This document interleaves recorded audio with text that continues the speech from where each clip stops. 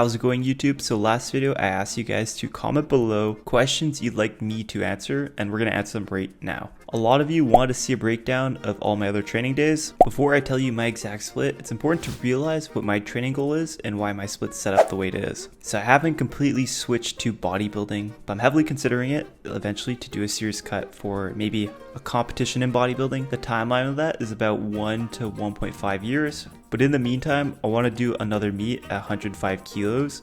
I'm sitting at around 215 to 220, so I'm not going to fill out that weight cap because honestly, I don't want to gain extra weight for just gaining weight. And I'll potentially be doing a powerlifting prep within maybe 2 to 3 months. So for timeline, that's about a meet in 5 to 6 months maybe. So on that note, this is my split, which is 50-50 specific for powerlifting and hypertrophy training. Day 1, main squat day, primer bench day, and for hypertrophy, anterior legs and biceps. For day 2, main bench, and for hypertrophy, push. Day 3, primer deadlifts, and for hypertrophy, pull. Day 4, close grip bench. For hypertrophy, shoulders, triceps, and rear delts. Day 5, which is this day, main deadlift day, primer squat, posterior legs, and some biceps. Day 6, Larson press and upper, and day 7, rest day. Now you might be wondering, why am I doing an abnormal amount of bicep work? Well, it's actually for elbow health. With bench pressing 4 times a week, I have to pair it with the bicep work so my elbows stay relatively healthy despite being kind of banged up. I wouldn't say it's a good idea to copy my exact plan because I'm trying to bring up my legs for bodybuilding in case I do compete in bodybuilding. This is just the training style I'm following right now as an experimentation to see if I feel less symptomatic in areas where I used to have problems like my hip bursitis while squatting. And ultimately, this is my first time around actually ever squatting after deadlifting, which is a very odd sensation. But because of something like a primer session, which I didn't really talk about, but I said it multiple times, the goal of a primer session is to get you primed for that main training session. You don't need to use crazy heavy weights. You do have to use moderate heavy weights, and the volume's not that much. What's gonna make you feel under recovered usually is the amount of volume you're doing alongside with the crazy high intensity. So the quickest way to destroy your recovery is to start really aggressive on the primer day, start really aggressive on your main squat day, and you're not gonna have anywhere to go except feel destroyed in the first couple weeks. So if you pretty much do everything opposite to that, you should feel really good in training. So we'll actually get back to this topic later in the video. I just want to answer the rest of the questions.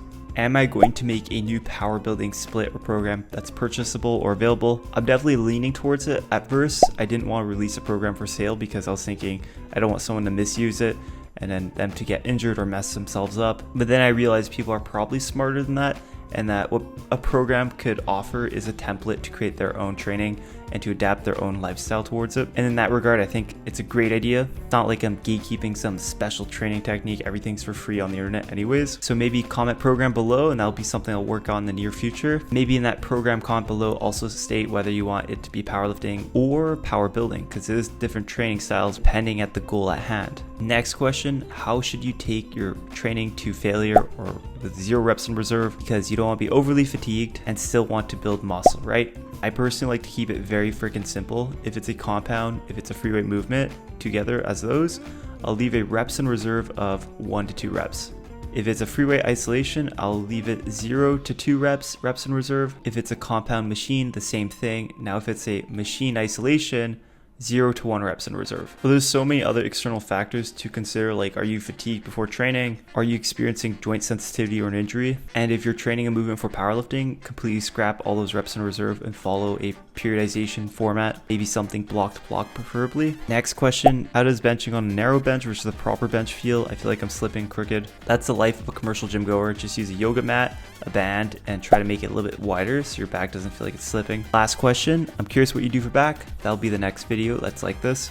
Feel free to ask more questions below. Now to get back to training programming, a lot of people are fearful of squat, bench, and deadlift for the reason that they think they have to go crazy every single session. You become very obsessed with periodization, so you go up every week on everything week to week. While I think everyone could benefit from this to a degree, if you're starting your training block as a cooked person in powerlifting, you're only going to feel more cooked overall. And so in that regard, don't feel like you're regressing just because you're training lighter. The best thing to feel healthy in training with SBD is to just just understand that as long as you're training the movement with any loading from 30 to 80%, imagine 30% of your one rep max, that's like basically nothing, then you'll be getting a good enough training stimulus to preserve your technique and to feel pretty good, pretty strong. That may give your body enough recovery so you can come back harder into the future blocks, taking 2 steps backwards so you could go 3 or 4 steps forward. The biggest career enders in powerlifting is usually going to be overdoing it and keeping the mindset they have to keep one-upping your previous session. Understand you can make progress with lifting the same weights or lighter from the previous session, the previous block. Consistency of maintaining your training is what's going to make you progress and triumph that 1 rep max test once a month. I hope you liked this video, like, comment, subscribe, and see you at the next one.